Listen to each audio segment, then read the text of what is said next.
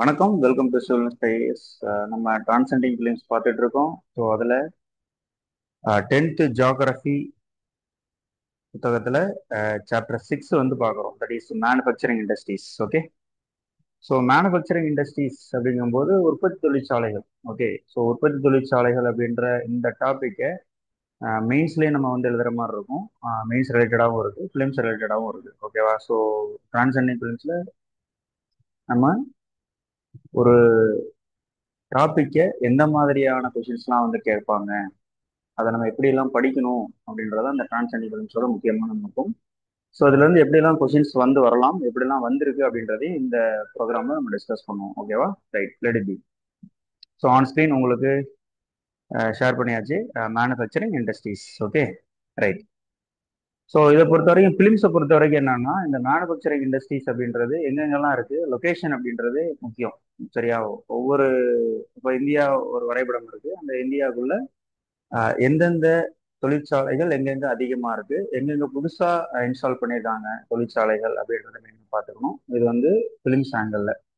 Mains angle வந்து என்னன்னா, இந்த இண்டஸ்ட்ரீஸ் வந்து வர்றதுக்கான காரணங்கள் என்ன, அதே மாதிரி இந்த இண்டஸ்ட்ரீஸ் எல்லாமே இப்போ ஃபார் எக்ஸாம்பிள் இப்போ காட்டன் இண்டஸ்ட்ரி இருக்கு அப்படின்னா அது எங்கெங்கெல்லாம் இருக்கு, அதிகமா இருக்கு, கரும்பு ரிலேட்டடான இண்டஸ்ட்ரீஸ் வந்து எங்க அதிகமா இருக்கு, அதுக்கான காரணங்கள் என்ன, வேற இண்டஸ்ட்ரியல் காரிடார் அப்படின்னு வந்து என்ன, இண்டஸ்ட்ரியல் பாலிசிஸ் அப்படின்றது என்ன, அதை நம்ம எப்படி ப்ரொமோட் பண்ணிட்டு இருக்கோம். ஸோ இண்டஸ்ட்ரி ஏன் நமக்கு வேணும், அதனால என்னென்ன ப்ராப்ளம்ஸ் வந்து வருது, என்னென்ன எக்ஸிஸ்டிங் இண்டஸ்ட்ரியில் இருக்கக்கூடிய பிரச்சனைகள் வந்து என்ன, அதை எப்படி நம்ம சால்வ் பண்ண போகிறோம் அப்படின்றதெல்லாம் பார்ப்போம். ஸோ அதுக்கப்புறம் கார்பரேட் சோஷியல் ரெஸ்பான்சிபிலிட்டி அப்படின்றதையும் பார்ப்போம். எக்கனாமி ரிலேட்டடாக வந்து பார்த்தோம்னா எஃப்டிஐ இண்டஸ்ட்ரீஸ், எஃப்ஐஐ, இந்த மாதிரியான விஷயங்கள் எல்லாமே பார்ப்போம். இது எல்லாமே இண்டஸ்ட்ரி சம்பந்தப்பட்ட மெயின்ஸ் ரிலேட்டடான விஷயங்கள். ஓகேவா?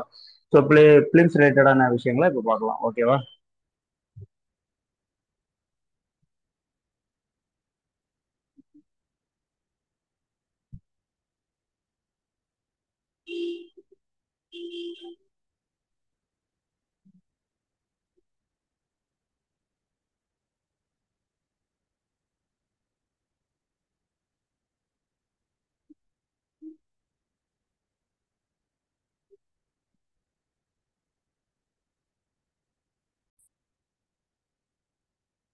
ரைட். ஸோ பார்ப்போம். ஸோ ஃபர்ஸ்ட் வந்து இம்பார்ட்டன்ஸ் ஆஃப் மேனுஃபேக்சரிங் அப்படின்றத கொடுத்துருக்காங்க. ஃபிலிம்ஸை பெரிய லெவலுக்கு இது ரெஃப்ளெக்ட் ஆகாது, இந்த பகுதி வந்து ரெஃப்ளெக்ட் ஆகாது. ஓகே, ஸோ மெயின்ஸ் ரிலேட்டடாக கேட்கலாம். மெயின்ஸ் ரிலேட்டடாக வந்துட்டு நம்மளுடைய மேனுஃபேக்சரிங் இண்டஸ்ட்ரி வந்து இருந்ததுனால 91க்கு முன்னாடி இந்தியாவோட பொருளாதாரம் எப்படி இருந்துச்சு, 91க்கு அப்புறம் வந்து என்ன மாதிரி ஆச்சு அப்படின்றத பார்க்கலாம். ஏன்னா 91 அப்படின்றது ஒரு watershed year. Okay, so LPG அப்படின்றதெல்லாம் எக்கனாமியில் படிச்சிருப்பீங்க இல்லையா? ஸோ அதே தான். Okay, right. ஸோ அதே மாதிரி எக்கனாமியில் இன்னும் கொஞ்சம் அதிகமாக போனோம்னா இந்த தேசிய அளவில் ஜிடிபியில் மேனுஃபேக்சரிங் செக்டார் அப்படின்றது எவ்வளோ பர்சன்டேஜ் வந்து கான்ட்ரிபியூட் பண்ணுறது அப்படின்றத பார்க்கணும். ஸோ அதே மாதிரி எந்தெந்த செக்டார், இப்போ ஃபார் எக்ஸாம்பிள் மேனுஃபேக்சரிங்லேயே நிறைய இருக்குது. ஓகேவா?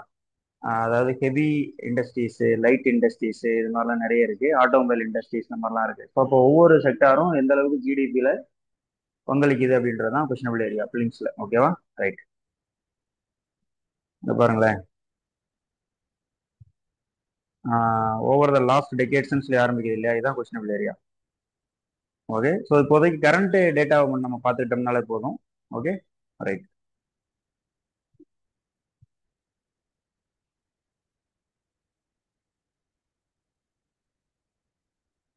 அடுத்த இண்டஸ்ட்ரியல் லொகேஷன் இருக்கு இல்லையா? இது வந்து மெயின்ஸ் ரிலேட்டடான ஒரு டாபிக். ஃபிலிம்ஸ்லேயும் வந்து கொஸ்டின்ஸ் வரலாம். எப்படின்னா எப்படி வரலாம்னா, which are the following factors will be considered for setting up the industries அப்படின்னு கொடுத்துட்டு 1 2 3 4 5 அப்படின்னு மாதிரி கொடுத்துட்டு அதை செலக்ட் பண்ண சொல்லலாம். ஓகேவா? ரைட். ஸோ அதுக்கு அடுத்தது அக்ளோமரேஷன் எக்கனாமி அப்படின்றத சின்னதாக கொடுத்துருப்பாங்க. ஓகேவா? ஸோ குட்டி குட்டியாக இண்டஸ்ட்ரீஸ் வந்து இருக்குது அப்படின்னா, அதெல்லாமே சேர்ந்து நிறைய இருக்குது அப்படின்னா அதை வந்து அக்ளோமரேஷன் எக்கனாமிஸ் அப்படின்னு மாதிரி சொல்லுவாங்க. Okay, right. இங்கே பாருங்களேன்,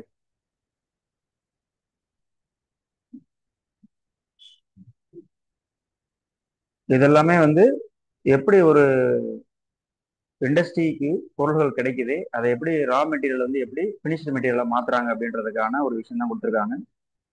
ஓகே, பாருங்களேன், raw materials, factors of production, land, labour, capital, entrepreneur, infrastructure. ஓகேவா? இதுதான் முக்கியம். எக்கனாமியில் இதில் தான் ஸ்டார்ட் ஆகும் எல்லாமே. ஓகேவா? ஸோ ஜாகிரபியில் இண்டஸ்ட்ரி அப்படின்னு சொல்லும்போது இதெல்லாமே இருக்கு. Land, labour, capital, entrepreneur, infrastructure இதெல்லாமே. Transport, factory, output, transport, market, money. ஓகேவா? ரைட். ஸோ என்ன கேட்கலாம் அப்படின்னா வந்துட்டு இதை வருஷப்படுத்தி கேட்கலாம். கர்னாலஜிக்கல் ஆர்டர்ல கேட்கலாம். இன்புட்ல இருந்து மார்க்கெட்டுக்கு போறது வரைக்கும் இந்த இதெல்லாம் கொடுத்துட்டு இதை 1 2 3 அப்படின்னு மாதிரி வருஷப்படுத்தி கேட்கறதுக்கு வாய்ப்பு இருக்கு பிலிம்ஸ்ல. ஓகேவா? ரைட். பின்னாடி தான் உங்களுக்கு மார்க் பண்ணியிருக்கேன். ஓகே, அந்த இடத்துல ஜஸ்ட் ஓரலா சொல்லிக்கலாம், வெர்பலா சொல்லிக்கலாம் அப்படின்றதுனால நான் அப்படியே விட்டுட்டேன். Okay, right. ஸோ அதுக்கப்புறம் பாருங்களேன், கிளாசிபிகேஷன் ஆஃப் இண்டஸ்ட்ரீஸ் இருக்கு இல்லையா, இது வந்து பிலிம்ஸ்ல கொஸ்டினா வர்றதுக்கு வாய்ப்பு இருக்கு. அதாவது எப்படின்னா, இப்போ மினரல், அதாவது agro based industry, raw material பொறுத்து அக்ரோ பேஸ்ட், மினரல் பேஸ்ட்லாம் இருக்கு இல்லையா. ஸோ அதுக்கப்புறம் main role, key industry, consumer industry, sorry, okay, key industry, consumer industries அப்படின்ற மாதிரிலாம் இருக்கு. ஓகே, இங்க பாருங்க, மெயினா வந்து இப்போ பேப்பர் தயாரிக்கிறதுன்றது பிரைமரி செக்டார்ல வருமா, செகண்டரி செக்டார்ல வருமா? ஓகேவா? இந்த மாதிரி மைனிங் அப்படின்றது பிரைமரி செக்டாரா, செகண்டரி செக்டாரா அப்படின்ற மாதிரிலாம் கேட்கலாம். ஓகே, ஸோ அதுக்கப்புறம் ஹெவி இண்டஸ்ட்ரீஸ் அப்படின்னா என்னென்ன, லைட் இண்டஸ்ட்ரீஸ் அப்படின்னா என்னென்ன அப்படின்னு சொல்லி கேட்கலாம். ஓகே, ஆமா, இந்த பாருங்க, அக்ரோ பேஸ்ட் இண்டஸ்ட்ரி இருக்கு இல்லையா, இதுல வந்து பிலிம்ஸ்ல கொஸ்டின் வரலாம். விச் ஆர் த ஃபாலோயிங்கிறது அக்ரோ பேஸ்ட் இண்டஸ்ட்ரி அப்படின்னு மாதிரி கொடுக்கலாம். காட்டன், ஜூட்டு, சில்க், உள்ளன்லாம் பார்த்தீங்கன்னா அக்ரோ பேஸ்டு தான். ஓகேவா? ஞாபகம் வச்சுங்க, அனிமல் பேஸ்டு கிடையாது, இட்ஸ் அக்ரோ பேஸ்டு. ஓகே, இதுதான் டெஸ்ட் இந்த இடத்துல. அப்புறம் சுகர் அண்ட் எடிபிள் ஆயில் இதெல்லாமே வந்து இதுல தான் வருது, அக்ரிகல்ச்சர் ரா மெட்டீரியல் இருக்கறனால agro paste industries. Textile industry, cotton industries. Okay, இங்க பாருங்களேன், இந்த இந்த ஆர்டரை வந்து கேட்கறதுக்கு வாய்ப்பு இருக்கு பிலிம்ஸ்ல. ஓகேவா? அதாவது ரா ஃபைபர் இருக்கு அப்படின்னா அந்த ஃபைபர் என்ன பண்றாங்கன்னா ஸ்பின்னிங் பண்றாங்க, weaving and knitting, dyeing and finishing, garment manufacturing அப்படின்னு சொல்லி வருது இல்லையா. ஸோ இந்த ஆர்டரை வந்து கேட்கறதுக்கு வாய்ப்பு இருக்கு. யான் அப்படின்னா என்ன, ஃபேப்ரிக்னா என்ன, அதெல்லாம் கொஞ்சம் மைனூட்டா கிளாஸ்ல சொல்லியிருக்கேன், ஜாகிரபி கிளாஸ்ல. ஓகே, நீங்க இந்த புக்கை படிக்கிறீங்க, நல்லா உன்னிப்பா படிக்கிறீங்க அப்படின்ற பட்சத்தில் ஈஸியா புரிஞ்சுக்கலாம். ஓகே, அதுக்கப்புறம் இதெல்லாம் ஸ்டேட்மெண்ட்ல கேட்கறதுக்கு வாய்ப்பு இருக்கு. The first successful textile mill வந்து மும்பையில் ஆரம்பிச்சாங்க. அதுக்கப்புறம் காட்டன் மில் எங்க ஆரம்பிச்சாங்க, first cotton mill, first silk mill, சரியா, ஃபர்ஸ்ட் ஸ்டீல் இண்டஸ்ட்ரி, இதெல்லாமே வந்து இந்த ஃபர்ஸ்ட்னு சொல்லி வருது இல்லையா, இந்தியாவில் ஆரம்பிச்சது, அதெல்லாமே எங்க ஆரம்பிச்சாங்க அப்படின்ற மாதிரி கேட்கலாம்.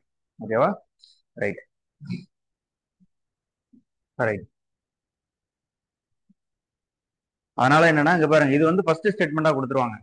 இங்க இருக்கிறத ஒரு ஃபர்ஸ்ட் ஸ்டேட்மெண்டா கொடுத்துட்டு இதே மாதிரி 2 3 ஸ்டேட்மெண்ட் அப்படியே ஈக்குவலா கொடுத்துருவாங்க. First successful steel plant is established in dash, இந்த இயர் அப்படின்னு மாதிரி அந்த இயர்ல டெஸ்ட் வைக்கிறதுக்கு வாய்ப்பு இருக்கு. ஸோ அதனால அதை நல்லா கொஞ்சம் படிச்சுங்க. Okay, right.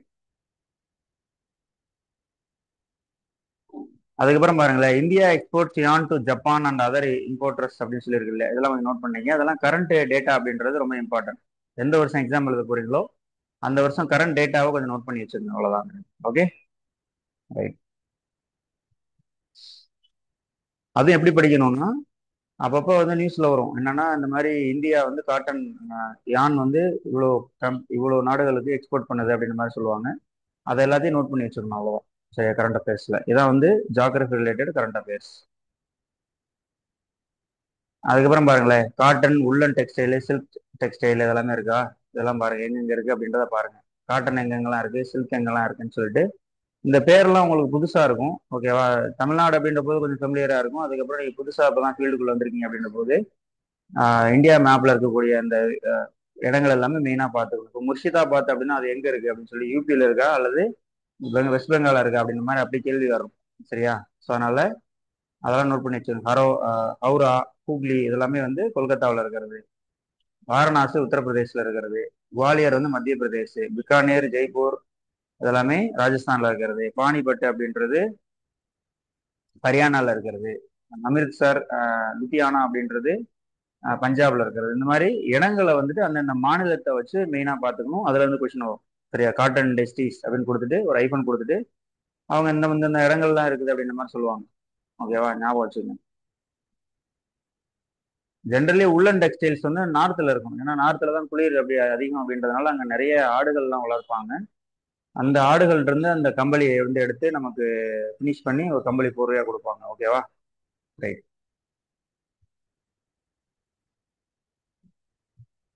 அதுக்கு அடுத்தது ஜூட் டெக்ஸ்டைல்ஸ். ஓகேவா? ஜூட் டெக்ஸ்டைல்ஸ் பாருங்க, எங்க பாருங்க வந்துருச்சா? ஜூட் டெக்ஸ்டைல்ஸ் வந்து இந்தியாவில் ஃபர்ஸ்ட் எங்க ஆரம்பிச்சாங்கன்னு சொல்லி கொடுத்துருக்காங்க பாருங்க. ரிஸ்ரா அப்படின்றது வெஸ்ட் பெங்கால் ஆரம்பிச்சிருக்காங்க. Okay. India is the largest producer of jute. Okay. And stand second and place as an exporter after Bangladesh. Okay. இந்த டேட்டா எல்லாமே ரொம்ப முக்கியம். ஓகேவா? அதே மாதிரி இது எதனால அப்படின்னு சொல்லிட்டு கொஸ்டின் கேட்பாங்க.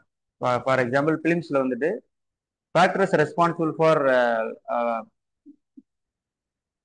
Factors responsible for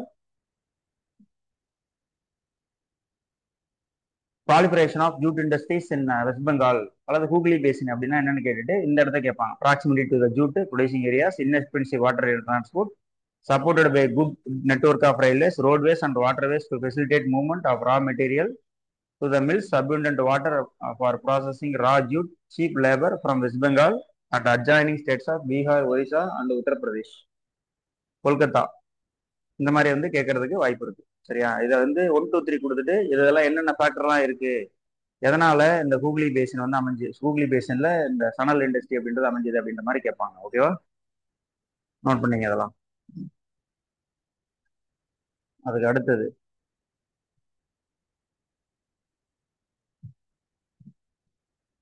sugar industry இருக்கு. சுகர் இண்டஸ்ட்ரி வந்து India is second as a world producer of sugar but occupies the first place in the production of கூர் அண்டு கம்சாரி. இது வெள்ளம்லாம் இருக்கு இல்லையா, அதை சொல்றாங்க இந்த இடத்துல. ஓகேவா? ரைட். ஸோ இது வந்து எங்கெங்கெல்லாம் இருக்கு அப்படின்றத கேட்கறாங்க. இந்த இண்டஸ்ட்ரீஸ் வந்து எங்கெங்கெல்லாம் இருக்கு அப்படின்ற கொஸ்டின் வந்து பாருங்க, ரொம்ப முக்கியம். ஓகேவா? ஸோ சுகர் இண்டஸ்ட்ரி வந்து எங்கெங்கெல்லாம் இருக்குன்றது மெயின்ஸ்லயும் கேட்டிருக்காங்க, நிறைய டைம் கேட்டிருக்காங்க, இன்டர்வியூலையும் கேட்பாங்க. ஓகே. ஸோ பிலிம்ஸ் ஆஸ்பெக்ட்லையும் சுகர் இண்டஸ்ட்ரி வந்து which are the following states the sugar industry is hosted அந்த மாதிரி கேட்கலாம் வாய்ப்பு இருக்கு. ஓகேவா? அப்போ இந்த மாநிலங்கள் எல்லாமே நீங்கள் எழுதணும். அதுக்கப்புறம் இந்தியாவில் சுகர் கேன் வந்து எங்க அதிகமாக விளையுது, அதோட சர்க்கரை தன்மை என்ன? பிரேசில் அப்படின்றது டாப்ல இருப்பாங்க கரும்பு ப்ரொடக்ஷன்ல. ரொம்ப குவாலிட்டியான கரும்பு சாறுலாம் அங்கே இருக்கும் பிரேசில்ல. சரியா? அதை நோட் பண்ணிக்கோங்க. ஓகேவா? அதெல்லாமே நீங்க பார்த்துக்கணும். அப்புறம் பெகாஸ் அப்படின்றது எதுக்கு யூஸ் ஆகுது அப்படின்றத பாருங்க. மெயினா இது வந்து கொஸ்டினபிள் ஏரியா. ஓகே. இது வந்து மெயின்ஸ்லயும் கேட்டிருக்காங்க. ஓகேவா? அடுத்து மினரல் பேஸ்டு இண்டஸ்ட்ரீஸ் இருக்கு பாருங்களேன். Mineral based industries. அப்போ எதெல்லாம் மினரல் பேஸ்டு இண்டஸ்ட்ரீஸ் அப்படின்றத நோட் பண்ணணும். ஓகே. ஸோ அதுக்கப்புறம் அந்த இதுலயே பாருங்க, நம்ம ஊர்ல ஜென்ரலி வந்து என்னன்னா இந்த எலிமெண்ட் எல்லாமே ரொம்ப ஞாபகம் வச்சுக்கணும். மொத்தம் ஒரு 118 எலிமெண்ட் இருக்கு. ஓகேவா? இயற்கையா வந்து பார்த்தோம்னா 92, செயற்கையா 93ல இருந்து 118 வரைக்குமான எலிமெண்ட்ஸ் எல்லாமே இருக்கு. பீரியாடிக் டேபிள்ல வந்து நம்ம பார்த்துருப்போம் இல்லையா, மெண்டலி. ஓகே. ஸோ அவருடைய டேபிள்ல பார்த்துருப்போம். அது மாதிரி இந்த மினரல் பொறுத்த வரைக்கும் நீங்க எப்படி படிக்கலாம் அப்படின்னா, மொத்தமா ஒரு 30 மினரல் ஞாபகம் வச்சுக்கிற மாதிரி இருக்கும். 30 முக்கியமான மினரல்ஸ் ஞாபகம் வச்சுக்கிட்டீங்கன்னா போதும். ஓகே. எல்லாமே படிக்கணும்னு அவசியம் இல்லை. 118ல வெறும் 30 இருந்தா போதும். அதுக்கப்புறம் அதோடைய அந்த அலாய்ஸ் எல்லாமே தெரிஞ்சுக்கணும். ஓகேங்களா? இப்போ ஸ்டீலுக்கும் நார்மல் அயனுக்கும் என்ன வித்தியாசம் அப்படின்றது தெரியணும். ஓகேவா?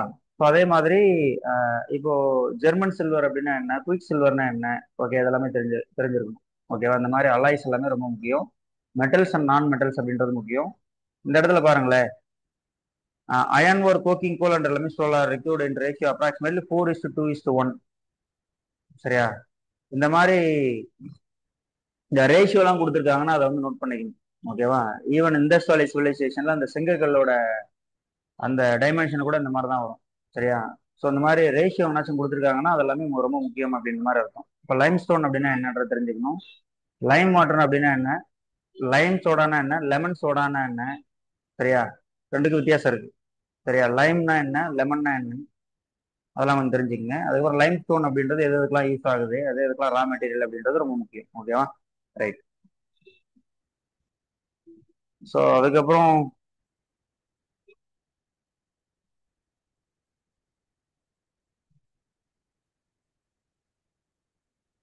மேனுஃபேக்சரிங் ஆஃப் ஸ்டீல் இருக்கு இல்லையா, இந்த ப்ராசஸ் வந்து நோட் பண்ணிக்கோங்க.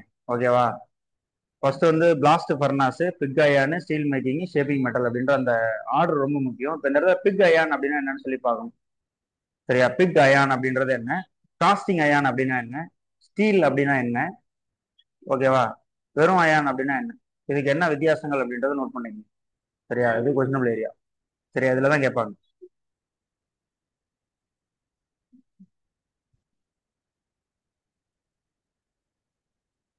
அதே மாதிரி இந்த அயான் அண்ட் ஸ்டீல் இண்டஸ்ட்ரி வந்து இந்தியாவில் எங்க இருக்குன்னு பாருங்க. ஈஸ்ட் சைடா அப்படின்னா பம்பூர், துர்காப்பூர், பொக்காரோ, ஜாம்ஷெட்பூர், ரூர்கேலா, பிலாய், விசாகப்பட்டினம், விஜயநகர், பத்ராவதி, சேலம், இந்த மாதிரி இடங்கள்லாம் நோட் பண்ணீங்க. இது எந்த மாநிலங்கள்ல இருக்கு அப்படின்றது ரொம்ப முக்கியமான ஏரியா. அதே சமயம் இந்த இண்டஸ்ட்ரீஸ்லாம் எந்த இயர்ல வந்து எஸ்டாப்ளிஷ் பண்ணாங்க, யாரோட உதவியோட, எந்த நாட்டோட உதவியோட எஸ்டாப்ளிஷ் பண்ணாங்கன்றது கொஸ்டினபிள் ஏரியா. சரியா? ரஷ்யாவோட உதவியோட, ஜெர்மனியோட உதவியோடலாம் நம்ம இந்த ஸ்டீல் பிளான்ட் அப்படின்றத பண்ணியிருக்கோம். சரியா? அப்போ அதெல்லாமே தான் முக்கியம். மேம் பண்ண முடியுதா? ரைட். ஸோ எந்த மாநிலம், எந்த நாடு உதவி பண்ணுச்சு, எந்த இயர்ல எஸ்டாப்ளிஷ் பண்ணாங்க, ஓகேவா, அந்த இடத்தோட பேர் என்ன, அதெல்லாம் ரொம்ப ரொம்ப முக்கியம். ஓகே. ஸோ அதுக்கு அடுத்தது இங்க பாருங்களேன் on screen. In 1950s, China and India produced almost the same quantity of steel. Today, China is the largest producer of steel. அதே மாதிரி China is also the world largest consumer of steel. இதை மெயினாக பார்ப்பாங்க. இது வந்து core industry அப்படின்ற மாதிரி சொல்லுவாங்க. சரிங்களா? எக்கனாமியில் வந்து கோர் இண்டஸ்ட்ரீஸ்லாம் எது எது அப்படின்றத நீங்கள் ஒரு டைம் பார்த்துருங்க. அது வந்து கொஸ்டினபிள் ஏரியா, ஏற்கனவே கொஸ்டினாக வந்திருக்கு. ஓகே. ஸோ ஏன்னா ஒரு நாட்டில் வந்து ரொம்ப என்னதான் இண்டஸ்ட்ரி வந்து இருந்தாலும் ஒரு சில இண்டஸ்ட்ரி வந்து இல்லாமல் மற்ற இண்டஸ்ட்ரீஸ் வந்து இதாகாது. ஓகே. ஏன்னா இந்த இண்டஸ்ட்ரி தான் மற்ற இண்டஸ்ட்ரிக்கு ரா மெட்டீரியல் சப்ளை பண்ணும். இப்போ வந்து ஸ்டீல் பிளேட்லாம் கிடைச்சுன்னா தான் அதை வந்து பிளேட்டாக மாற்றுறது, அல்ல சின்ன சின்ன நட்டு போல்ட்டெல்லாம் மாற்றுறதுக்கான இண்டஸ்ட்ரிலாம் வைக்க முடியும் இல்லையா? ஸோ அப்போ அந்த ஸ்டீல் அப்படின்றது தான் கோர் இண்டஸ்ட்ரி. சிமெண்ட் இண்டஸ்ட்ரி இதெல்லாமே வந்து முக்கியமான இண்டஸ்ட்ரிஸ், அதான் கோர் இண்டஸ்ட்ரின்னு சொல்லுவாங்க. அப்போ கோர் இண்டஸ்ட்ரீஸ்னா என்ன அப்படின்றத தெரிஞ்சு வச்சுக்கணும் நீங்கள் உங்களோட சைடில். அதே மாதிரி நம்ம கவர்மெண்ட் ஆஃப் இந்தியா வந்து மினி ரத்னா, நவரத்னா, மகாரத்னா அப்படின்ற அந்த ஸ்டேட்டஸ்லாம் வந்து கொடுப்பாங்க. அந்த ஸ்டேட்டஸ் வந்து அந்தந்த வருஷத்துக்கு நீங்கள் அப்டேட் பண்ணிக்கங்க. சரி, அது வந்து கொஸ்டினபிள் ஏரியா, அது எக்கனாமியில் வரும். இருந்தாலும் இங்கே வர்ற இதோட ரிலவன்ஸ் இருக்கிறதுனால நான் சொல்கிறேன். ஓகேவா? ரைட். அடுத்தது பாருங்களேன். இப்போ இந்தியாவில் வந்து ஏன் வந்து நம்மளால இருக்கு, நம்ம கிட்ட அயன் நிறைய இருக்கு, ஆனா அதை முழுவதுமா நம்மளால வெட்டி எடுத்து பயன்படுத்த முடியல. அது ஏன் அப்படின்றதுக்கான காரணம் சொல்லியிருக்காங்க. இது ரொம்ப ரொம்ப முக்கியம், questionable area. High cost and limited availability of coking coal. அப்போ கோக்கிங் கோல்னா என்ன, கோல்னா என்ன அப்படின்றத மெயினா பாருங்க. ஓகேவா? கோல்லே இருக்கக்கூடிய அந்த டைப் பாருங்க. கோல்ல வந்து எது பெஸ்ட் கோல், எது வந்து லீஸ்ட் குவாலிட்டி கோல் அப்படின்றதெல்லாம் பாருங்க. அது questionable area. Anthracite, bituminous, lignite அப்படின்ற மாதிரி வரும். எதுல வந்து கார்பன் கண்டென்ட் அதிகம், ஆஷ் கண்டென்ட் அதிகம் அப்படின்றத பாருங்க. அது வந்து கொஸ்டினபிள் ஏரியா. இதை வந்து இறங்கு வரிசையில எழுதி அமைச்சுக்கணும். எதை, ஆந்த்ரசைட், பிட்டுமினஸ் அப்படின்றத இறங்கு வரிசையில அமைச்சுக்கணும். லிக்னைட்டு, சார்கோல் இதெல்லாமே நினைச்சிட்டு அதுக்கப்புறம் கலோரிபிக் வேல்யூ அப்படின்ற அதெல்லாம் பாருங்க. கலோரிபிக் வேல்யூ அதிகமா இருந்துச்சுன்னா தான் நம்மளால அதை பெஸ்ட் கோல்னு சொல்ல முடியும். சரிங்களா? அது என்ன கலோரிபிக் வேல்யூ அப்படின்னா, இப்போ வந்து ஒரு கிலோ கோல் எடுத்து நீங்க எரிச்சிங்க அப்படின்னா ஒரு 1000 லிட்டர் தண்ணி சுட வைக்க முடியுது. அதே மாதிரி இன்னொரு டைப் ஆஃப் கோல் எடுத்து நீங்க எரிச்சிங்க அப்படின்னா 500 லிட்டர் தான் சுட வைக்க முடியுது, அதுக்குள்ள அணைஞ்சு போயிருது. இன்னொரு லிட்டர் எடுத்து சுட வைக்கிறீங்க அப்படின்னா இன்னொரு கோல் எடுத்து அதே 1 கிலோ கோல் எடுத்து ஒரு 1000 லிட்டர் சுட வைக்கிறீங்கன்னா அவ்வளவு சுடாது, ஒரு 250 லிட்டர் தான் கொதிக்கும். சரிங்களா? இந்த மாதிரி தான். ஸோ அப்போ அந்த எந்த அளவுக்கு நின்று எரியுதோ அந்த அளவுக்கு அது பெஸ்ட் கோல் அப்படின்ற மாதிரி எடுக்கலாம். அந்த சொல்லுவாங்க இல்லையா, நின்று எரியுது அப்படின்றதான் கலோரிபிக் வேல்யூ அப்படின்ற மாதிரி எடுத்துக்கணும். ஓகேவா? ஸோ கலோரிபிக் வேல்யூ டெஃபினேஷன் வந்து என்னன்னா, ஒரு குறிப்பிட்ட யூனிட் ஆஃப் இதுல மேக்ஸிமம் அமௌண்ட் ஆஃப் எனர்ஜியை வந்து எக்ஸ்ட்ராக்ட் பண்றது தான் கலோரிபிக் வேல்யூ. ஓகேவா?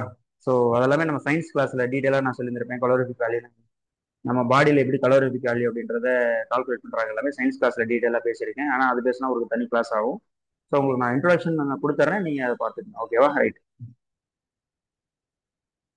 ஸோ அதுக்கப்புறம் பாருங்க, aluminium smelting.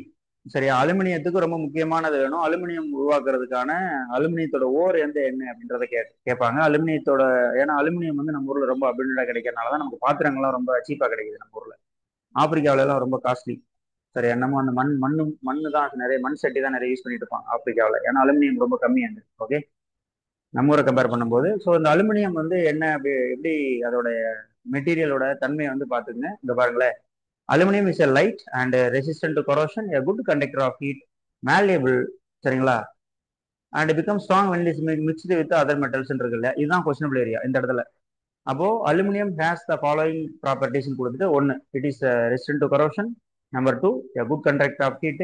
Third, it is ductile and becomes அப்படின்ற மாதிரி இப்படி மாற்றி கொடுத்துருவாங்க. தேர்ட் பாயிண்ட் வந்து மாற்றி கொடுத்துருவாங்க. மேலியபிள் அப்படின்றது வேற, டக்டபிள் அப்படின்றது வேற, டக்டைல் அப்படின்றது வேற. சரிங்களா? மேலியபிள் அப்படின்னா நீங்க வந்து மென்மையா வந்து மிருதுவாக்கி நம்ம ஷீட் மாதிரி ரெடி பண்ண முடியும். டக்டபிள் அப்படின்னா ஒரு நீளமா ஒரு கம்பி மாதிரி நீட்ட முடியும். சரிங்களா? ஸோ மேலியபிள், டக்டைல் அப்படின்ற என்னன்றதை பார்த்துங்க. ஸோ அது வந்து scientific property of metal, I mean physical property of metal. ஓகேவா? ஸோ இந்த இடத்துல அலுமினியம் அப்படின்றது ஒரு மெட்டல். சரியா? ஸோ அதை வந்து மெயினாக பார்த்துங்க. அலுமினியம் அப்படின்றதுனா என்ன, டியூரா அலுமினியம் அப்படின்னா என்ன அப்படின்றத பார்த்துக்கணும். ரெண்டுக்கும் உள்ள வித்தியாசம் வந்து என்ன அப்படின்றத பார்த்துக்கணும். சரியா?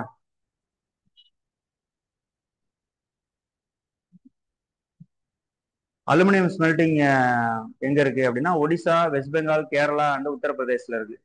சரிங்களா? அதுக்கப்புறம் காஸ்டிங் அயான் அப்படின்றத பத்தி சொன்னேன். Iron, pig iron, casting iron, steel அப்படின்றதுக்கான வித்தியாசத்தை பார்த்துருங்க.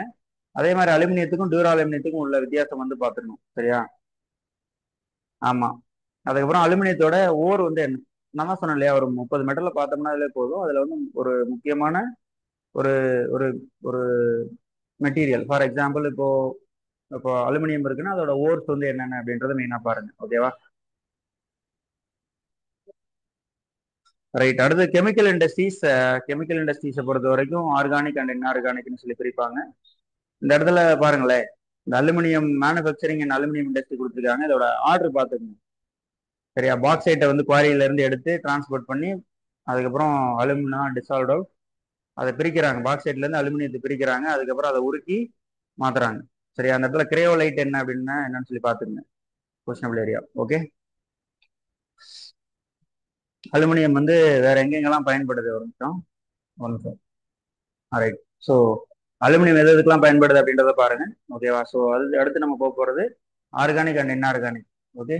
ஸோ ஆர்கானிக்னா என்ன, இன்ஆர்கானிக்னா என்ன அப்படின்றத பார்த்துங்க. ஸோ மெயினா வந்து ஆர்கானிக் அப்படின்னா கார்பன் ஒரு மெட்டீரியல் இருந்துச்சுன்னா அது வந்து ஆர்கானிக், கார்பன் இல்லை அப்படின்னா அது இன்ஆர்கானிக். அவ்வளவுதான், சிம்பிள்.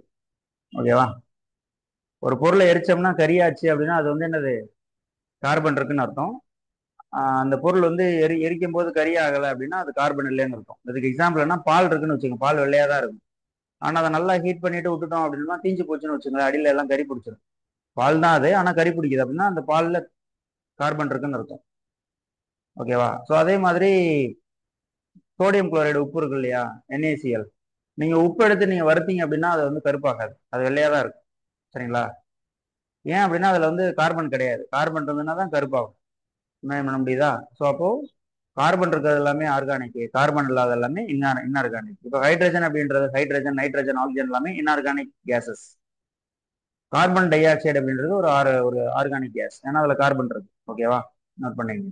அதுக்கப்புறம் ஃபெர்டிலைசர் இண்டஸ்ட்ரி. ஃபெர்டிலைசர் இண்டஸ்ட்ரி பொறுத்த வரைக்கும் என்னென்ன ஃபெர்டிலைசர் முக்கியமா இருக்கு, அது என்ன சத்துக்களை கொடுக்குது அப்படின்றது முக்கியம். சரிங்களா? இப்போ DAP அப்படின்னா அது என்ன சத்துக்கள், அது எதுக்காக யூஸ் ஆகுது. இப்போ பாஸ்பேட் அப்படின்னா வேர் வந்து ரொம்ப ஸ்ட்ராங் ஆகிறதுக்கு யூஸ் ஆகுதா, அல்லது வந்து இலை பூ பூக்கிறதுக்கு யூஸ் ஆகுதா, காய் நல்லா பெருசாகிறதுக்கா, கனியறதுக்கா அப்படின்றத மெயினா பார்த்துக்கணும். ஸோ நம்ம வந்து எந்த ஃபெர்டிலைசர் வந்து கொடுத்தாலும் அந்த ஃபெர்டிலைசரோட நோக்கம் வந்து என்னவா இருக்கு அப்படின்றத, பர்பஸ் ஆஃப் த ஃபெர்டிலைசர் அப்படின்றத மெயினா பார்த்துக்கணும். சரியா? அது வந்து கொஸ்டினபிள் ஏரியா.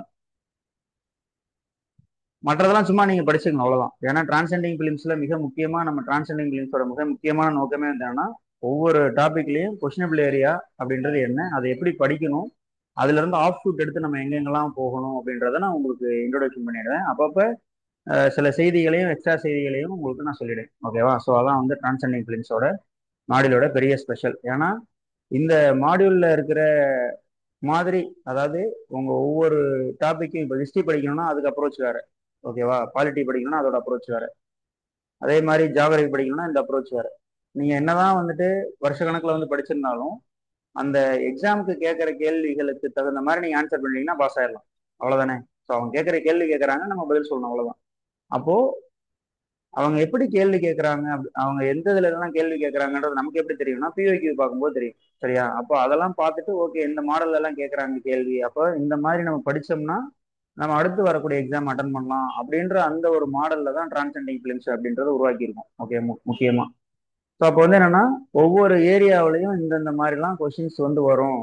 இந்த ஏரியானா இந்த கொஸ்டின் தான் கன்ஃபார்ம். ஓகேவா? அப்ப இது இந்த ஆங்கிள் நம்ம படிச்சுக்கணும். போன வருஷம் இதே இதே டாபிக்ல இந்த மாதிரி கேட்டாங்கன்னா அப்ப இந்த வருஷம் இந்த வேற வேற ஆங்கிள் கேட்பாங்க. ஓகேவா? ஸோ இப்படிதான் வந்து டிசைன் பண்ணப்பட்டிருக்கு இந்த டிரான்சென்டிங் ஃபிலிம்ஸ். ஓகே. ஸோ அதனால இதுக்கான இந்த விளக்கமான பாடங்கள் எல்லாமே நம்ம ஜாகிரபிலே நம்ம பார்த்துட்டோம். ஜாகிரபி மாடியூல்லே இதை பத்தி இண்டஸ்ட்ரினா என்ன, ஓகேவா, மேனுஃபேக்சரிங் யூனிட்னா என்ன, அது எல்லாத்தையும் நம்ம அங்கே பார்த்துருக்கோம். அது வந்து விளக்கமான பாடம் அது. ஓகே. ஸோ இது வந்து எப்படின்னா கொஷின் அப்ரோச், மெயினா வந்து எக்ஸாம் அப்ரோச்சுக்காக மட்டுமே உருவாக்குன ஒரு மாடியூல் இந்த டிரான்சென்டிங் ஃபிலிம்ஸ். ஓகே. ரைட். ஸோ அது ஏற்கனவே நான் தான் சொல்லியிருப்போம். அதாவது எப்படின்னா உங்களுக்கு நீங்க நிறைய படிச்சிட்டீங்க, ஒரு 3 இயர்ஸ் படிச்சிட்டீங்க, இன்னமும் பிலிம்ஸ் வந்து கிளியர் ஆகாம இருக்கு அப்படின்னாலோ, அல்லது வந்து ஒரு 65 கொஸ்டினுக்கு மேல போட்டு உங்களால கிளியர் பண்ண முடியல, எக்ஸாம் வந்து கிளியர் பண்ண முடியல அப்படின்னாலோ, ஸோ அதுக்கான ஒரு அருமருந்தா தான் இந்த டிரான்சென்டிங் ஃபிலிம்ஸ்ன்றது இருக்கும். ஓகேவா? ஸோ ஏன் அப்படின்னா நீங்க வந்து ஒரு சின்னதா ஒரு 2 மினிட்ஸ் எடுத்துக்கிட்டு நான் அதை பேசிடுறேன். ஓகே. ஸோ லிட்டரலி வந்து என்னன்னா இப்போ நீங்க ஒரு ஒரு 80 கொஸ்டின் அட்டன் பண்றீங்கன்னு வச்சுக்கோங்களேன், அதுல வந்து 50 தான் கரெக்ட் ஆகுது அப்படின்னா உங்க மைண்ட் வந்து 80மே கரெக்ட்னு சொல்லி தான் நீங்க அட்டன் பண்ணிருப்பீங்க. அப்படிதானே? யாரும் தப்பா தான் ஒரு கொஸ்டினை வந்து தப்பா யாரும் அட்டன் பண்ண மாட்டாங்க. நம்ம மைண்ட் சொல்லும் இது கரெக்ட் அப்படின்ற மாதிரி சொல்லும். அதுக்கப்புறம் அதை வந்து நம்ம அட்டன் பண்ணுவோம். ஆனா அதுல 30 தப்பாகுதுன்னு வச்சுக்கோங்க, 50 தான் கரெக்ட் ஆகுது அப்படிங்கும்போது கட் ஆஃப் வந்து நம்ம பாசிங் கட் ஆஃப் விட கம்மியா தான் போகும்.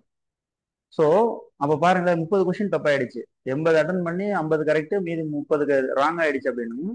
அப்ப அந்த ராங் அப்படின்றது எப்படி வந்துச்சு அப்படின்றத அந்த இடத்துல கொஸ்டின். அப்போ அது ஒவ்வொருத்தருக்கும் ஒவ்வொரு மாதிரி ராங்கா இருக்கும். சில பேருக்கு ரீகால் பண்ண முடியாது, ஆம்பிகஸா இருந்திருக்கும். சில பேருக்கு ஞாபகம் வந்திருக்காது. சில பேருக்கு அவங்க தப்பா புரிஞ்சிருந்திருப்பாங்க அதை. ஓகேவா? அல்லது வந்து இதை படிச்ச மாதிரி தான் இருக்கும், ஆனா இது எல்லாமே ஸ்டேட்மெண்ட் எல்லாம் படிச்ச மாதிரி தான் இருக்கும், ஆனா அந்த கொஸ்டினுக்கு ஏற்ற மாதிரியான டைரக்டிவ்ல நம்மளால ஆன்சர் பண்ண முடியாது. இந்த மாதிரி நிறைய சிக்கல் இருக்கும். அந்த சிக்கலை எல்லாமே வந்து போக்குறதுக்கான ஒரு விஷயம் தான் அது. ஓகேவா? முழுக்க முழுக்க எக்ஸாம்க்கு அப்ரோச் பண்றதுக்கான ஒரு மாடியூல் தான் இந்த டிரான்சென்டிங் ஃபிலிம்ஸ். ஒருவேளை நீங்க இப்போ ஒரு கொஷின்ஸ் வந்து நம்பர் ஆஃப் கொஷின்ஸ் வந்து உங்களால நிறைய அடிச்சு 65க்கு மேல அடிச்சு உங்களால கிளியர் பண்ண முடியல அப்படின்னா, சப்போஸ் இந்த கிளாஸ் மாடியூல்ல ஜாயின் பண்ணி நீங்க பாக்குறீங்கன்னா உங்களோட அப்ரோச்சே டோட்டலா மாறும். சரிங்களா? அப்படிதான் லாஸ்ட் 2 இயர்ஸா வந்து பார்த்தோம்னா படிச்சுட்டு இருக்காங்க. ஓகேவா? பாஸ் பண்ணியிருக்காங்க. சரியா?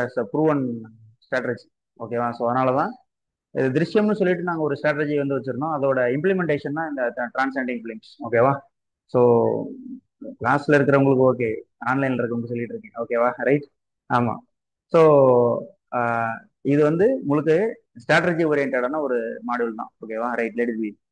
ஸோ அதனால எங்க கிளாஸ்ல இருக்கவங்களுக்கு எல்லாத்துக்கும் தெரியும், அதனால பயன்பெற்றிருக்கீங்க. ஓகேவா? நிறைய மைண்ட் மாறி இருக்குன்னு சொல்லியிருக்கீங்க. ஓகேவா? That's fine. ஓகே, அது ஒன்றும் பிரச்சனை இல்லை. ஏன்னா வெளியில இருக்கவங்களுக்கு தெரியணும்ல. ஓகே, நம்ம கிளாஸ் வரவங்களுக்கு ப்ராப்ளம் இல்லை. ஆமா. சரி. ஏன்னா நீங்க வந்து இன்புட்டை வந்து நீங்க இது பண்ணணும். அதாவது இன்புட் நீங்க நிறைய புக்ல இருந்து வந்து எடுத்தாலுமே அதை அவுட்புட்டா கன்வெர்ட் பண்ற அந்த மைண்ட் இருக்கு இல்லையா, அந்த மைண்ட் வந்து இருந்தது அப்படின்ற பட்சத்துல உங்களுக்கு அடுத்தடுத்து கிளியர் ஆகும். ஓகேவா? ஸோ அதனால அந்த அப்ரோச்சை பார்த்துங்க. நாலேஜ் அப்படின்றது ஓகே, கெயின் பண்ணியாச்சு. ஓகே, 2-3 இயர்ஸ் வந்து நல்லா படிச்சிட்டீங்க, சிலபஸ் என்சிஆர்டி முடிச்சிட்டீங்க அப்படின்னு அவ்வளவுதான் சிலபஸ். பேச நீங்க அப்டேட் பண்ணிட்டீங்கன்னா சிலபஸ் அவ்வளவுதான். பட் அதுல இருந்து எப்படி நீங்க டியூன் ஆகிறது, அடுத்த கட்டத்துக்கு போறதுன்றதுக்கான ஒரு மெடிசன் தான் அது டிரான்சென்டிங் ஃபிலிம்ஸ். ஓகே. ஓகே, கிளாஸ்க்கு போயிடலாம். ஓகே. ஸோ லைம்ஸ்டோன், ஜிப்சம், கோல், எலக்ட்ரிக் பவர், இது எல்லாமே பார்த்தீங்கன்னா சிமெண்ட் இண்டஸ்ட்ரிக்கு யூஸ் ஆகுது. மெயினாக வந்து என்னன்னா அந்த ஃபெர்டிலைசர் இண்டஸ்ட்ரி என்னென்ன இருக்கு அப்படின்றத பாருங்க. அதுக்கான அந்த சிமெண்ட் இண்டஸ்ட்ரி அப்படின்னா அந்த சிமெண்ட் இண்டஸ்ட்ரிக்கு சிமெண்ட் தயாரிக்கிறதுக்கான மூலப்பொருள் என்ன அப்படின்றத மெயினாக பார்க்கணும். ஸோ அதுக்கப்புறம் வந்து சிமெண்டோட கிரேடெல்லாம் இருக்கு இல்லையா, அதை பற்றி கொஞ்சம் தெரிஞ்சுக்க, general knowledge. Okay. So general studies அதை பற்றி கொஞ்சம் எக்ஸ்ட்ரா தெரிஞ்சுக்க, சிமெண்டோட கிரேட்ஸை பற்றி கொஞ்சம் தெரிஞ்சுக்கங்க. அதுக்கப்புறம் நம்மளுடைய கோர் இண்டஸ்ட்ரியில சிமெண்ட் இண்டஸ்ட்ரியும் வரும். ஓகேவா? அதையும் நீங்க தெரிஞ்சுக்கணும். ஓகே. அதுக்கப்புறம் பாருங்க, இந்த first cement plant was set up in Chennai 1904. ஓகேவா?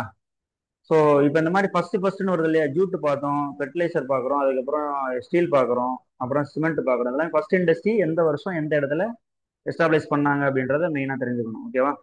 ரைட்.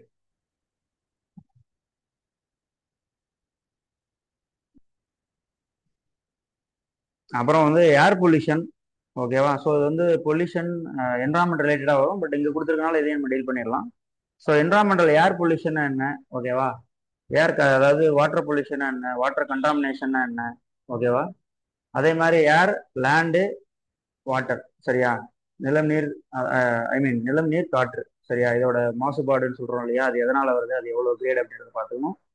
அதுக்கப்புறம் வந்து சென்ட்ரல் பொல்யூஷன் கண்ட்ரோல் போர்டு இருக்கு இல்லையா, ஸோ அவங்களோட வெப்சைட்ல இருக்கக்கூடிய லேட்டஸ்ட் டெவலப்மெண்ட் எல்லாமே கரண்ட் அஃபேர்ஸ் ரிலேட்டடா நம்ம படிச்சுக்கணும், இது ரிலேட்டடா. ஓகேவா? ஆமா. அதுக்கப்புறம் வாட்டர் பொல்யூஷன் வந்து எதனாலலாம் ஆகுதுன்னு பார்த்துக்கணும். எதெல்லாம் வந்து டாக்ஸிக் கேஸ் அப்படின்றது என்ன, ஹாசார்டஸ் கேஸ் அப்படின்றது என்ன, மெயினா பார்த்துக்கணும். எதெல்லாம் டாக்ஸிக் கேஸ் எமிட் பண்ணக்கூடிய இண்டஸ்ட்ரீஸ் அப்படின்றத பார்க்கணும். ஓகே, இதெல்லாமே இப்ப நான் சொல்ற இந்த விஷயங்கள் எல்லாமே நீங்க படிக்கும் போது வந்துடும். எதுல வரும்? புக்லயும் வரும். அதே சமயம் நீங்க கரண்ட் அஃபேர்ஸ்ல வந்து படிக்கும் போதும் which are the I mean these are the toxic gases emitted by the Bhopal gas strategy sorry tragedy அப்படின்ற மாதிரி அப்படி சொல்லுவாங்க. சரியா? ஸோ அப்போ அதெல்லாமே நீங்க நோட் பண்ணி வச்சுக்கணும். செரின் கேஸ்னா என்ன, கெமிக்கல் வெப்பன்ஸ்ல வந்து இப்போ ரொம்ப சஃபோகேட் பண்றது எது எது, டியர் கேஸ்னா என்ன, லாஃபிங் கேஸ்னா என்ன, இந்த மாதிரியான விஷயங்கள் எல்லாமே தெரிஞ்சு வச்சுக்கணும். ஓகேவா? ரைட். ஸோ அப்போ வாட்டர் பொல்யூஷன் அடுத்து பார்க்க போறோம். வாட்டர் பொல்யூஷன்ல வந்து organic and inorganic industrial waste அப்படின்றது இருக்கு. அப்போ எதெல்லாம் ஆர்கானிக் எதெல்லாம் இன்ஆர்கானிக் அப்படின்றத பார்த்துங்க. எதெல்லாம் வாட்டரை வந்துட்டு கண்டாமினேட் பண்ணும் அப்படின்றத பார்த்துங்க. முதல்ல வந்து கண்டாமினேஷன் அப்படின்னா என்ன, பொல்யூஷன் அப்படின்னா என்ன அப்படின்றத பார்த்துக்கணும். அதே மாதிரி வாட்டர்ல வந்துட்டு நிறைய டைப் இருக்கு. ட்ரிங்கிங் வாட்டர், பாட்டபிள் வாட்டர், சரியா? அதுக்கப்புறம் saline water, brine water, brine B R I N E brine water. ஓகேவா? ஸோ அதுக்கப்புறம் பியூர் வாட்டர், இந்த மாதிரி நிறைய டைப் இருக்கு. இந்த டைப்ல எல்லாம் என்னென்னலாம் வித்தியாசம் அப்படின்றத பார்த்துக்கணும் மெயின். சரியா? Saline water, brine water, potable water, drinking water, salt water இப்படின்றதுக்கான அந்த வித்தியாசங்களை வந்து மெயினா பாருங்க. இதெல்லாமே கிளாஸ்ல சயின்ஸ் கிளாஸ்ல நீட்டா சொல்லி கொடுத்துருக்கேன் எல்லாமே. ஓகேவா? ரைட். ஸோ உங்களுக்கும் தான் ஞாபகம், கேள்வி கேட்டா சொல்லிடணும், பதில் சொல்லிடணும். சரியா? ஆமா சார் நீங்க சொன்னீங்க மறந்து போச்சு அப்படின்ட்டுலாம் சொல்ல உட்காந்துட்டு இருக்காதீங்க. ஓகேவா? ஆமா. அடுத்து போறோம். Thermal pollution. ஓகே, அதே மாதிரி இந்த வாட்டர் பொல்யூஷன் வந்து மெர்குரி கண்டாமினேஷன் பத்தி மெயினா பாத்துங்க. ஓகேவா? Right. So thermal pollution, noise pollution. Noise pollution மெயினா பாருங்க. நாய்ஸ் பொல்யூஷன் வந்து டெசிபல் லெவல் அப்படின்னா என்ன? ஓகேவா? ஸோ டெசிபல் லெவல் எவ்வளோ, ஒவ்வொரு இண்டஸ்ட்ரிக்கும் ஒரு அளவு கொடுத்துருப்பாங்க, அந்த அளவு மெயினா பார்த்துக்கணும். அதான் டே டைம்ல வந்து ஒரு சவுண்ட் இருக்கலாம், நைட் டைம்ல ஒரு சவுண்ட் இருக்கலாம். ஓகே, அதையும் கொடுத்துருப்பாங்க, அதையும் பார்த்துக்கணும். ஓகேவா? ஸோ அதுக்கப்புறம் சாஃப்ட்வேர் டெக்னாலஜி பார்க் எல்லாமே கொடுத்துருக்காங்க, இங்கெல்லாம் இருக்கு. திருவனந்தபுரம், மைசூர், பெங்களூரு, சென்னை, ஹைதராபாத், விசாகப்பட்டினம், இதெல்லாம் மேஜரா இருக்கிறதுன்னு அர்த்தம். மேஜர்னு தான் கொடுத்துருப்பாங்க. சரிங்களா? இது இங்கே மட்டும்தான் இருக்கு, வேற எங்கேயுமே கிடையாது அப்படின்றதெல்லாம் கிடையாது. மற்ற இடங்கள்லயும் இருக்கு, இங்கே கொஞ்சம் அதிகமா இருக்கு, அவ்வளவுதான். இப்போ திருச்சியில எல்லாம் சாஃப்ட்வேர் இண்டஸ்ட்ரி இருக்கு, சாஃப்ட்வேர் கம்பெனி எல்லாம் இருக்கு. ஓகே, அது மாதிரி தான். வேற எதுவும்? அப்புறம் வாட்டர் ட்ரீட்மெண்ட் பத்தி நிறைய தெரிஞ்சுக்கணும். ஓகேவா? வாட்டர் ட்ரீட்மெண்ட் அப்படின்னா என்ன, அதெல்லாமே தெரியணும். அதாவது வாட்டர் வந்து எப்படி ட்ரீட் ஆகி வெளில போகுது அப்படின்னு சொல்லி பாருங்க. அதுக்கப்புறமேட்டுக்கு ஏன் பாருங்க பாருங்கன்னு சொல்றேன்னா, அதெல்லாமே கிளாஸ்ல சொல்லி கொடுத்ததுதான். நீ ஞாபகம் வந்துருச்சா? ரைட். ஸோ இதெல்லாமே கிளாஸ்ல சொல்லி கொடுத்ததுதான். இதெல்லாம் கொஸ்டினபிள் ஏரியா தான். அதெல்லாமே சயின்ஸ்ல கிளாஸ்ல டீட்டெயிலாக சொல்லியிருக்கோம் அதை பத்தி. ஓகே. ஆமா. ஏன்னா அதை எடுத்தோம்னா அப்புறம் ஆஃப் ஷூட், இது ஆஃப் ஷூட்னு அதை அப்புறமேட்டு எக்ஸ்பிளைன் பண்ற மாதிரி போயிடும். அது வந்து கண்டென்ட் கிளாஸ் மாதிரி ஆயிடும், அது டிரான்செண்டிங் மாதிரி இருக்கு. ஓகேவா? ரைட். சரி, okay. So software industries technology park அப்படின்ற மாதிரி கொடுத்துருக்காங்க, அவ்வளோதான். ரைட். இதுல வேற எதுவும் கொடுக்கல, அவ்வளோதான். இந்த கிளாஸ் வந்து முடியுது. ஓகேவா? ஸோ இந்த பாடத்துல நீங்க இந்த ஆங்கிள் படிச்சுக்கிட்டீங்கன்னா போதும். பிலிம்ஸ் ஆஸ்பெக்ட்ல, மெயின்ஸ் ஆஸ்பெக்ட்ல இருக்கேன் நான் கொஞ்சம் வந்து சொல்லியிருக்கேன். ஸோ பொல்யூஷன் பொறுத்த வரைக்கும் மெயின்ஸ் ஆஸ்பெக்ட்ல வந்துட்டு எந்தெந்த இண்டஸ்ட்ரிலாம் வந்து பொல்யூட்டிங் இண்டஸ்ட்ரியா இருக்குது, அதை வந்து அதை அதை வந்து சரி பண்றதுக்கு, அதை ரெகுலேட் பண்றதுக்கு என்னென்ன லாஸ் வந்து இருக்கு அப்படின்றதெல்லாம் மெயினா தெரிஞ்சுக்கங்க. ரீசெண்டா பொல்யூஷன் கண்ட்ரோல் போர்டு நோட்டிஃபிகேஷன் கொடுத்துருந்தாங்கன்னா அதை பத்தின கரண்ட் அஃபேர்ஸ் இருந்துச்சுன்னா அதை நீங்க சேர்த்து படிக்கிற மாதிரி இருக்கும். ஓகேவா? ஸோ கொஸ்டின் வந்து மெயின்ஸ்ல எப்படி இருக்கும் அப்படின்னா, so suggest some measures to control the land pollution in West Bengal அப்படின்னு சொல்லி கேட்கலாம். அதுக்கப்புறம் இந்த கேட்மியம் கண்டாமினேஷன், ஓகேவா, ஃப்ளூரைடு கண்டாமினேஷன் ஆஃப் வாட்டர், அதை பத்தி கேள்வி கேட்கலாம். கிரவுண்ட் வாட்டர் வந்து எதெல்லாம், எந்தெந்த பொருள்லாம் வந்து கிரவுண்ட் வாட்டர் கண்டாமினேட் பண்ணுது, அதை வந்து தவிர்க்கிறதுக்கு என்னென்ன பண்ணலாம் அப்படின்ற மாதிரி கேள்வி கேட்கலாம். சரியா? இதான் வந்து கொஸ்டின் ஏரியா. சரி, எந்த ஆங்கிள் நீங்க படிச்சுக்கலாம். ஓகேவா? ரைட். ஸோ இதோட இந்த டாபிக் வந்து முடியுது. ஓகேவா? வேற எதனா டவுட் இருக்கா? டவுட் இருந்தானே கேளுங்க.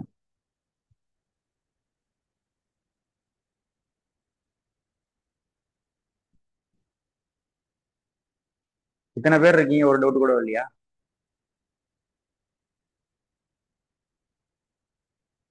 சரி, ஓகே.